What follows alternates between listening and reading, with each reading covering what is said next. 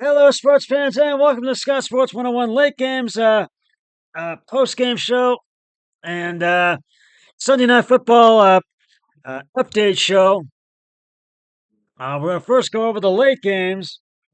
The Los Angeles Chargers beat the Tennessee Titans 27-17 at SoFi Stadium in Inglewood, California. I took the Chargers and won. My brother-in-law took the Titans. He lost. Uh, and I give the game balls to Justin Herbert.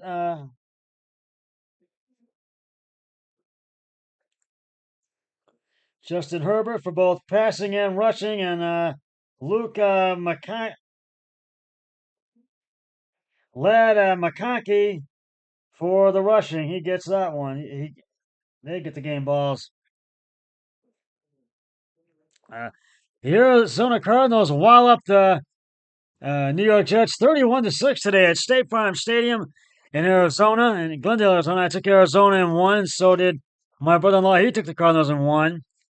And I give it to Kyler Murray and the Arizona Cardinals. I give the game balls to. And the Philadelphia Eagles beat the Dallas Cowboys in Big D, 34-6 at AT&T Stadium today. I took Philadelphia and won. My brother-in-law took the Cowboys. And right now, I am 8-4. My brother-in-law is Eric Hoyle is 5-7. And we're going to go one more time the early games from today. The Carolina Panthers this morning beat the New York Giants 20-17 at Allianz Stadium in London, England, and the New England Patriots held the Bears to just one field goal as they beat the Chicago Bears 19-3. The Buffalo Bills beat the Indianapolis Colts 30-20 at Lucas Oil Stadium in Indianapolis, Indiana. Josh Allen, what a game for him today. Boy, Buffalo holds on by 10. The Minnesota Vikings beat the Jacksonville Jaguars by 12-7 today at Everbank Field in Jacksonville. In a very low-scoring game today in Jacksonville. And the Kansas City Chiefs beat the Denver Broncos by 2, 16-14. Kansas City may have won this game, but it was a very imaginable win in every way possible. They won imaginably. The New Orleans Saints beat the Atlanta Falcons 20-17 at Caesars Superdome in New Orleans. And the San Francisco 49ers beat the Tampa Bay Buccaneers 23-20 today at Raymond James Stadium. They kicked a field goal in the final 2 minutes of the game to win it today. And the Pittsburgh Steelers upset the Washington Commanders on the Commanders' home field in Northwest Stadium in Maryland, 27-28. Pittsburgh Steelers all alone in first place in the AFC North. And now we're going to get to the Sunday Night Football game update. And it's 13-7 right now.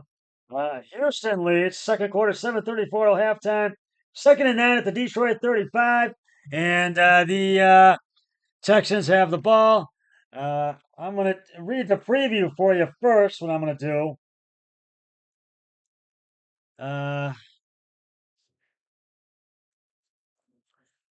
And Jared Goff is aware that many around the NFL are eye on the Detroit Lions as they bring a 6-game winning streak into Sunday's primetime matchup with the Houston Texans. And that doesn't matter one bit to the veteran quarterback. Who cares about who thinks we're any good right now, Goff said. And it doesn't matter. You're just trying to find a way to stack W's. And I think you get caught up in sometimes not only the bad stuff, but the good stuff at times. And it can be dangerous. At 7-1, the NFC North leading Lions are off to their best start since 1956, and their winning streak is the longest since 1995. And now they'll face a Houston team which leads the AFC South, but is trying to regroup after a disappointing loss to the New York Jets last week. Texans quarterback C.J. Stroud is also ignoring what outsiders are saying about his team this week after Houston was roundedly criticized for their subpar performance against the Jets. We are a really good football team, Stroud said. There is no time to hang our heads down. It ain't that bad. We are going to figure it out for sure. The main thing the Texans, who are 6-3, need to solve is how to better protect Stroud after he was sacked a season high 8 times by the Jets. Stroud has been sacked 30 times this season, which is the second most in the league behind Cleveland's Deshaun Watson, who was out for the season. Coach DeMeco Ryans wouldn't provide any details on how they hope to fix the problem, but he believes they have the right players in place that simply need to perform better as a group. For us, we have to go out and execute our offense the right way, he said. Houston's offense could get a huge boost this week with star receiver Nico Collins eligible to come off the injured reserve list after missing the last 4 games with a hamstring injury. Ryan said Collins is doing good, but wouldn't say if he'll play. His return would certainly help take some of the pressure off Stroud after he relied almost entirely on Tank Dell last week in the first game since Stephon Diggs' season-ending knee injury.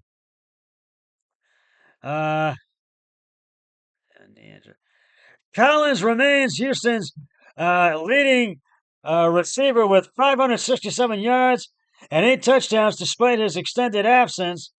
The Lions are also looking forward to the return of one of their top receivers, Jameson Williams, back after serving a 2-game suspension for violating the league's performance-enhancing substance policy.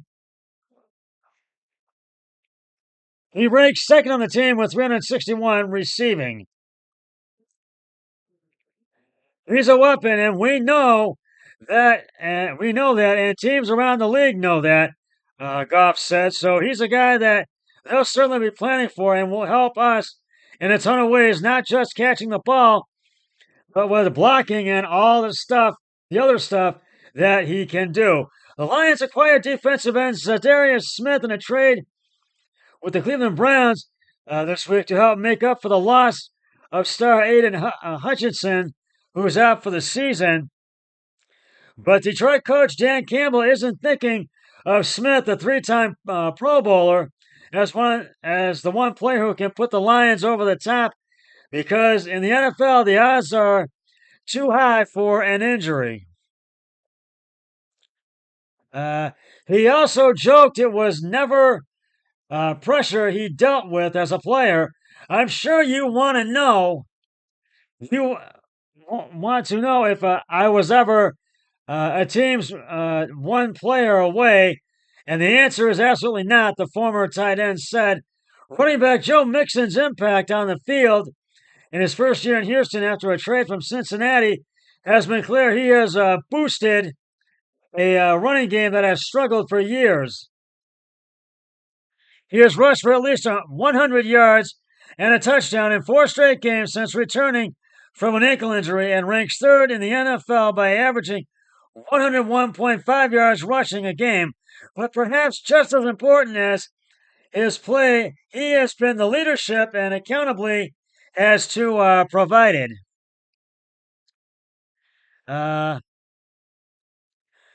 thing I love about Joe is Joe will call you out, Strauss said. Joe will call me out. Joe will call his linemen out. Joe will call coaches out. He doesn't care. Ultimately, that is what you want, because at the end of the day, we all come here for one common goal, and that is to win. Campbell acknowledged that he sees a lot of the same traits in his Lions and Ryan's Texans. They've got a lot of young players that they've hit on, and it's funny because most of those players are the same kind of players that we rely on. So I do think there are a lot of similarities, Campbell said. You can see how hard they play. They've drafted well, and Timeko has done a hell of a job. So, so that's why I wanted to share that piece with you. And don't count the Texans out by any means. And I'm gonna go over what has happened so far, even though there's 4:07 left in the second quarter. First quarter, the Lions had an interception. It was a 2-11 at the Detroit 41. Jared Goff passed short right intended for Gibbs, intercepted by Ward at the Detroit 35. Ward to the Detroit 33 for 2 yards. And then the Texans scored their first touchdown of the game. Second and goal at the Detroit 8. Joe Mixon left end for the 8-yard touchdown. Fairbank's extra point is good. It was 7-0 Houston. The Lions had the point after going 3 and out, 3 plays, 4 yards. And then Houston tried to score a touchdown, putting it into the end zone. It was 4th and 16 at the Detroit 16. Fairbank's 34-yard field goal attempt is good. 10-0 Houston. Then the Lions scored their first touchdown of the game. It was second and 5 at the Houston 20. Jared Goff passed deep right to Sam Laporta for the 20-yard touchdown. Bates' extra point is good, and it was 10-7 at the end of the first quarter. And right now in the second quarter, the Texans tried to score a touchdown. They got into field goal range, 4th and 13 at the Detroit 38. Fairbank's 56-yard field goal is good, 13-7 Houston. And then Lions had another interception. 1st and 10 at the Detroit 35. Jared Goff passed short middle intended for Sam Laporta, intercepted by Tutu Autry at Detroit 36 for no gain. And then they tried to score a touchdown again, Houston, but could not do it. Couldn't get into the end zone, but they got in the field goal range. 4th and 10 at the Detroit 11. Fairbank's 29-yard field goal attempt is good. It's 16-7. And right now in the current drive, 2nd and 8 at the Detroit 32. Jared Goff pass incomplete, short right to Sam Laporta for no gain, and that is where we stand right now. And it's 3rd and 8 at the Detroit 32, and the Lions have the ball. Now it's a 4th and 8 at the Detroit 32, and the Lions have the ball. So, and there are 2 no games, but can the Lions come back and win this, or will the Houston Texans go on to win it? We will find out as this game progresses. But don't count the Texans out by any means, or either the Lions out by any means as well. Well, that's just about going to wrap it up for the Scott Sports 101 late games, post-game show, and Sunday Night Football update show. I'll be back with the Sunday Night Football post-game show. Watch the game between the Lions and Texans has concluded. But until then, always remember, be a team player each and every day and every way possible. So long, everybody. 3, 2, 1, I'm done.